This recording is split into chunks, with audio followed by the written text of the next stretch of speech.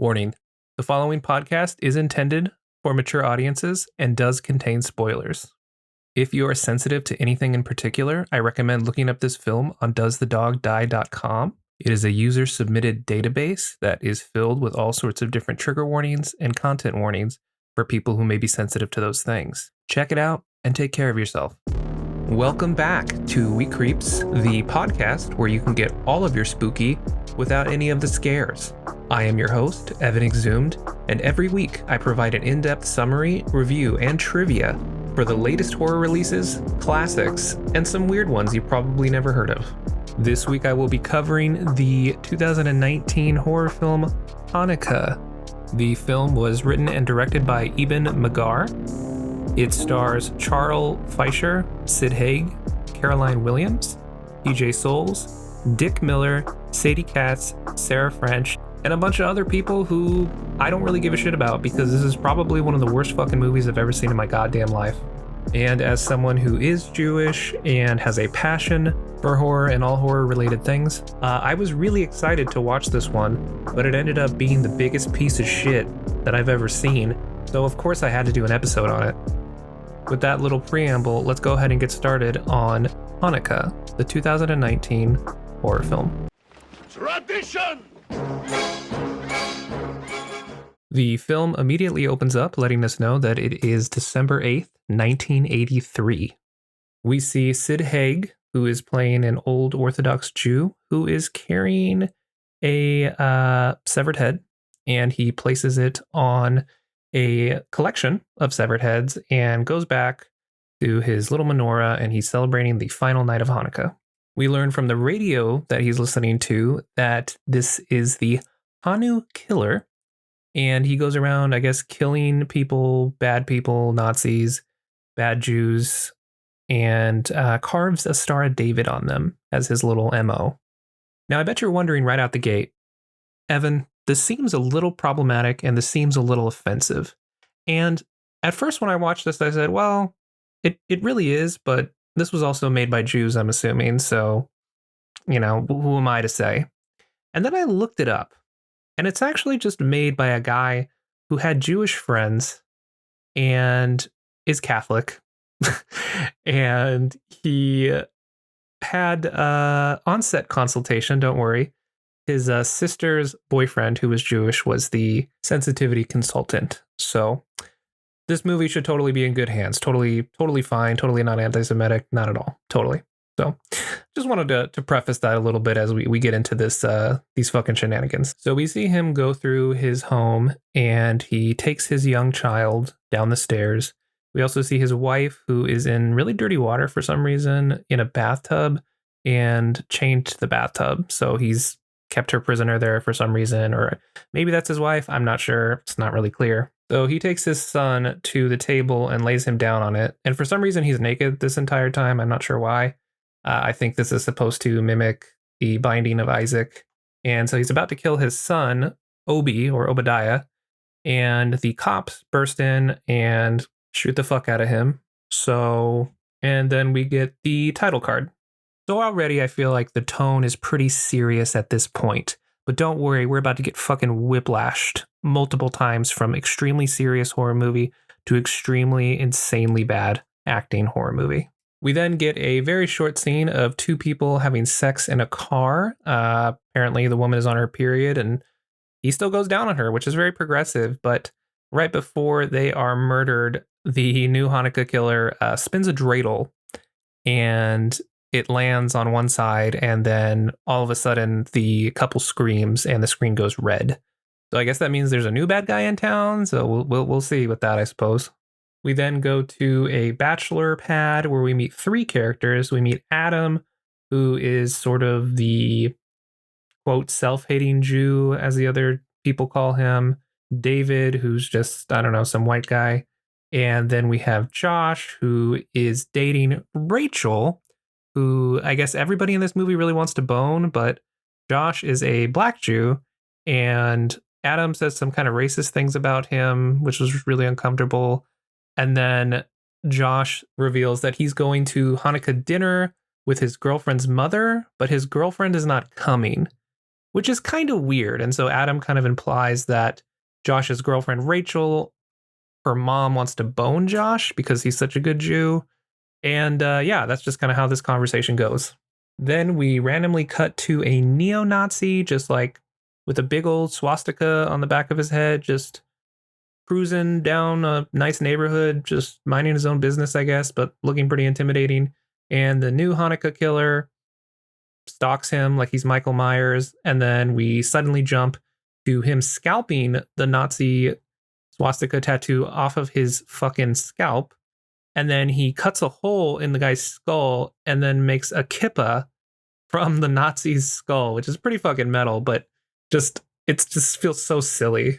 We also see that there's like a woman trapped in some house that he's in, and she's like in a pit filled with water. So I'm assuming that has something to do with the old Hanukkah killer. Again, this is whiplash because the scene we just saw was from like a shitty 2000 comedy movie.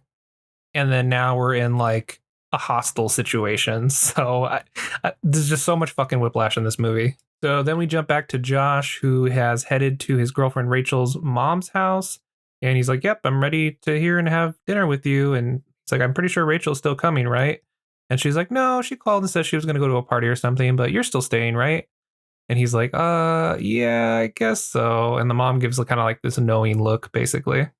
So then we jump over to Rachel, the girlfriend, Adam, the bad Jew, Judy, who's a new character. She's like a aggressive lesbian character trope type thing. And then we also have David. We learn that Rachel is not a very faithful partner to Josh, and she's mad that they haven't had sex yet. So she's pretty much going to bone at least one other person in this movie. They end up stopping by a gas station and end up running into like these two Russian dudes and this Russian girl. And they're all apparently going to the same party, which is at this guy Ian's house. So yeah, they just introduce these new Russian characters randomly. So they all end up at Ian's party. Ian is actually a pretty nice guy. I think he's my favorite character in this movie, which is not saying a lot because all these characters are pretty terrible, but you'll see why later. He's my favorite character. We then jump back to Josh and Rachel's mother, and she is putting the moves on him. She says that youth is wasted on the young, and she does a little finger walk onto his hand and starts holding it. She talks about how lonely she is after the father died and how, Rachel doesn't really appreciate him all that much. And he's like, I would love to bone you, but in Leviticus, it says you cannot lay with a daughter and her mother. Even though I really want to bang you right now, I totally would for sure. And I haven't banged Rachel yet, but within the spirit of the law, I can't bang you. So I'm really sorry. And so the mom's like, oh, that's definitely not what I meant. I just meant giving you this house as a gift. No more wine for you. We then head back to the party where Judy and Rachel are in a random bedroom. There's a bunch of clothes there, so Rachel just starts trying them on, I guess. That's just what you do when you're in a stranger's house and you find their clothes. You just wear them. So they both start trying on clothes, and then Judy just takes her clothes off and starts to seduce Rachel, and they just start making out. And yeah, there's just some boobs there for a bit. And Rachel pushes back after making out for a bit and goes, oh my God, what do you think, I'm a slut? And Judy's just like, yes. Like she literally says, yes, I do. That's the point. And Judy just kind of still continues to be gross. And it's just like, come on, man, just like hook me up, And Rachel storms off and takes the clothes that she's stolen with her as well. We then head back to Adam, who is just juggling at the party or practicing or something. And we see him staring at Rachel, who approaches David, the guy from earlier. And she just grabs him by the belt and just drags him to the bedroom. So she gonna fuck. We then see the new Hanukkah killer standing outside somebody's house. The guy who is standing out there is in a Santa outfit. He says a bunch of weird anti-Semitic stuff, and then the Hanukkah killer fucking just stabs him a bunch and kills Santa Claus. We then head back to the party again. We see Judy is trying on another person's clothes, and, just is what you do at parties. And yeah, we see her butt quite a bit, and it's just kind of a, intended to be kind of a sexy scene, I suppose. The dorky Adam ends up joining her in the bedroom, and they just sit there and eat chips and drink and watch TV. They both have kind of like a meta commentary where they're like, oh, we really need more Jewish films. And they give a bunch of funny names for, kind of puns for Jewish horror. And I unfortunately agree. We definitely need more Jewish horror films. And I would not classify this as one because it's just so fucking bad. And I cannot wait to be done with this episode so I can forget it for the rest of my life.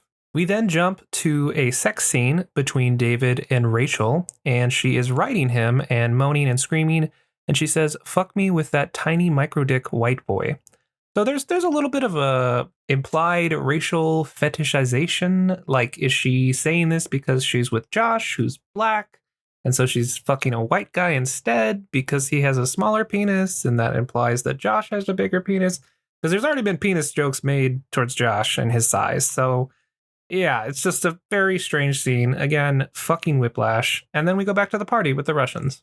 We then learned that the Russian woman that's in the movie and Ian are cousins, and Amanda, the woman that was in the water pit earlier in the movie, is, I guess, their cousin as well, and she's missing, so that kind of explains why she's there.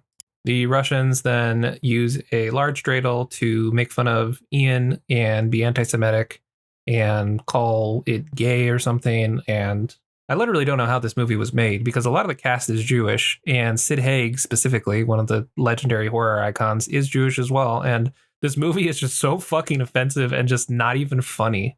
Like, none of these jokes are clever. Like, I can't emphasize this enough.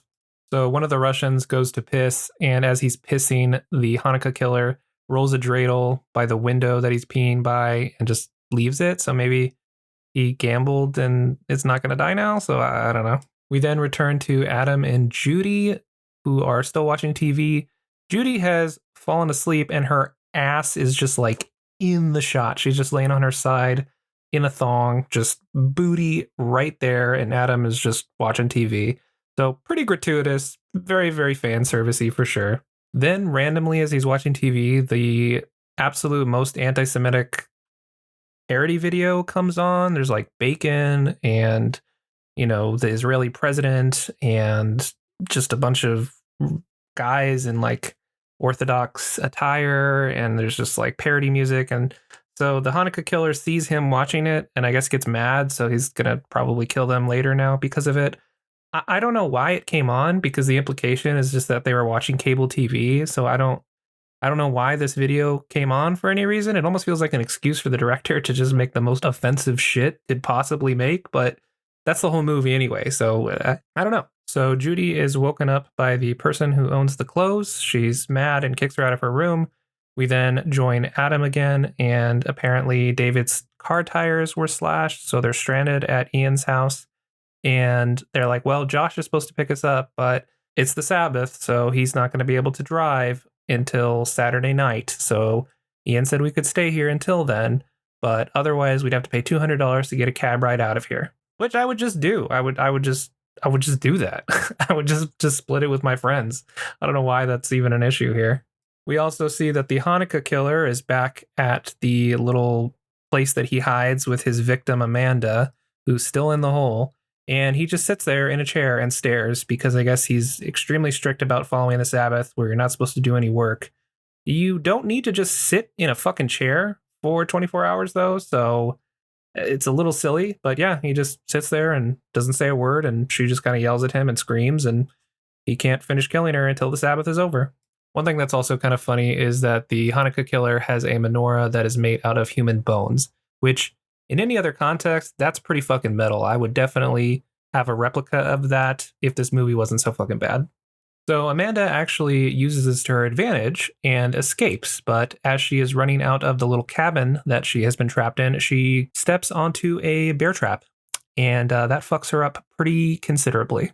We then go back to Amanda struggling to get out of the bear trap. She is screaming, very, very awful, pretty graphic, I would say, and she's also just completely naked, so it's pretty overt sexualization of violence against women, which I'm not a huge fan of, so yeah, it wasn't doing it for me. Just as Amanda is about to escape, she gets out of the bear trap, she finds a car, the Hanukkah killer finishes Shabbat and grabs her again. Josh ends up going to Ian's house to pick up all of his friends. He's mad at Rachel because she ditched him at her mother's, and Rachel's just like, whatever, I don't give a shit. So I don't even know why he was with her in the first place if she's this awful. But Ian comes in, and here's why he's my favorite character. He sees this going on. It's revealed to Josh that he's been cheated on with David. And Ian just goes, "Can I make anybody some jalapeno poppers or nachos or something?" And what a guy. What a mensch. What a nice person. The only nice person in this whole goddamn movie. So Josh gets really mad and storms out, and the dorky Adam goes out to ask him for a ride. He's like, "Look, man, none of us fucked your girlfriend except David, so why are you going to abandon us?" And he's like, "Well, I guess Judy did try to fuck her, and David definitely fucked her. And yeah, so I don't know, but just give me a ride home." And they get into a little bit of a fight. Josh tells him off, says he mocks his beliefs, he's racist towards him, and he didn't even tell him when his girlfriend hooked up with another girl. So Josh is now kind of homophobic, and Adam takes issue with that. He's racist, he's arguably self-hating, but he does not stand by while blatant homophobia is occurring. So he stands up to Josh and calls him a bigot, basically. And he's like, "Actually, in the Torah, it says you can't be gay, but lesbians are fair game. So boom, got you with that Torah knowledge." So after everybody's back inside, they realize that they have to stay another night, basically. And then we learn that one of the Russian girls is coming back, and they are like, "Oh God, we don't want to see her again," or something. And Ian's like, "Shut the fuck up. She's my guest, just like all of you. And you better shut the hell up and eat some goddamn jalapeno poppers." And bravo, Ian. That was probably the best acting I've seen in this entire movie. And I love jalapeno poppers. So this really connected with me, I would say personally. Unfortunately, while he's making those jalapeno poppers, he sees one of the people from the party, one of the women, just sitting there naked outside, dead. And he goes to investigate, and the Hanukkah killer snags him. Then all of a sudden, a random rabbi just enters the house at Ian's house, and his name is Amon Feist. He just introduces himself, and they just let him in.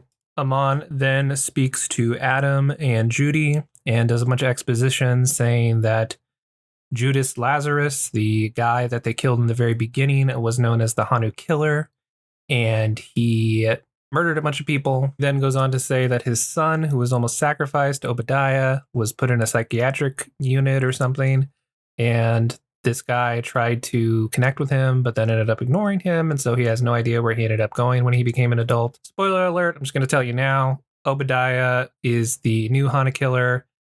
He basically believed what his dad did and is also schizophrenic. I guess it's implied that Judah was schizophrenic as well. So he just kills people he thinks are bad Jews, and that he has 53 more commandments that he thinks that God has given him. And so that's his reason for going around and murdering all these people. The next day, we see Adam and the Russian girl. They wake up in Ian's house. Everyone else has gone missing. We then snap over to Obadiah. We see that she has been strapped down, naked. She also does have a significant bush, which I don't really see a lot in horror. So I will say that is kind of progressive overall, but otherwise, not at all. We also see that David and Rachel have been kidnapped as well and are chained up. We see a little flashback of Obadiah with his mom telling him that as Jews, you're not supposed to drink, do drugs, get tattoos or anything like that, which is just not true. Wine is a super important part of many of the traditions of Judaism, so that's just flat out wrong. There's entire prayers dedicated to it. So yeah, she's just crazy, his mother. And so as a result, we see in the present, he cuts off all of the tattoos on Judy's body, which is pretty gross. We then go back to Ian's house. The random rabbi then shows up again at Ian's house saying that their friends have been taken by the Hanukkah killer and that they should investigate the house next door because the couple went missing there, and maybe he's using it as a way to lure everyone. So they head over there and they just break and enter, and they go up to the attic and find Amanda, who is still alive for some reason, and she's just kind of chained up in the attic. And one of the Russians is initially startled by her, so he punches her in the face and is like, "Oh my God, I am so sorry that I punched you in the face, but you scare me." She freaks out and tells them nothing, but Adam is able to figure out where he likely is, which would be behind the gas station, so he goes by himself to challenge the Hanukkah killer. He ends up finding it and confronts the Hanukkah killer, and it's revealed that the random rabbi, Amon Feist, is actually Adam's father. We also learned that he was going to be a rabbi. So, the bad Jew character was actually the best Jew the whole time. And he had problems with Judaism. And so he decided to not be a rabbi anymore. And he tells Obadiah, hey, this isn't Judaism. You murdering people, you torturing people, you doing all these bad things isn't Judaism. So that's, I'm telling you off and that's going to stop you from murdering people. And it's just like, no shit. It'd be like me going up to Jeffrey Dahmer and being like, hey, did you know that murdering people and eating them is actually illegal? And Jeffrey Dahmer going, oh my, no one told me. No, that would have saved a lot of lives if somebody would have just been that direct with me. So he just ends up killing everyone in the room anyway. And Adam's last words are like, you're a bad Jew. And then Obadiah's like, you're a bad Jew. And then the screen fades to black and everyone is assumed to be murdered. We then see a traditional Jewish funeral or sermon. And we see some other random character who I guess knew someone in the movie. I have no fucking idea who this person is supposed to be. And we see at the funeral, Obadiah is just sitting in the back and somebody looks and he's all of a sudden gone. And then the movie fucking ends. That's the whole fucking movie. With the summary portion finally out of the goddamn way, let's go ahead and move on to the review portion. No, just cool it with the anti-Semitic remarks. This is probably legitimately the worst horror movie I've ever seen in my entire life. Not only was the acting horrible, the pacing was really bad, the whiplash that I experienced over and over again with a serious scene of torture and pain and a horror movie villain that was supposed to be taken seriously, apparently, then switching back to micro penis jokes and whatnot. I mean, it's just too much going on here. I legitimately feel like someone wrote 3 different movies and then put them all together and had an editor just try to do the best that they could, which was not very good at all because the material was just such shit. This film has really no redeeming value. It's offensive. The fact that it was not made by a Jewish person makes it pretty much a hate crime at this point. If it isn't a hate crime specifically, it's a hate crime to me because I fucking hated it. I usually don't wish ill upon people, but I really do hope this director steps on every Lego that he comes across. I hope that just his bare feet just slam on them Legos. And not the more round Legos, the really sharp square ones. This will be no surprise to anyone, but We Creeps is going to give this a 0 out of 5. I don't even think it deserves a half star. This is probably legitimately the worst horror film I've ever watched. The reason being is that even though other horror movies are really bad, they're not trying to be good. And the way that the director talked about this in all of his interviews was like he took this very seriously when he clearly did not. So 0 out of 5, piece of shit. Don't ever watch this. Don't even listen to this episode ever again. Just let's all repress this film and pretend that no one has ever made a Hanukkah horror film. And hopefully someone like Eli Roth takes that mantle and erases this film from existence. This film also had the audacity to dedicate this film to Sam Haig, this was his last film. So that's fucking even more depressing. This being his last film is just fucking depressing.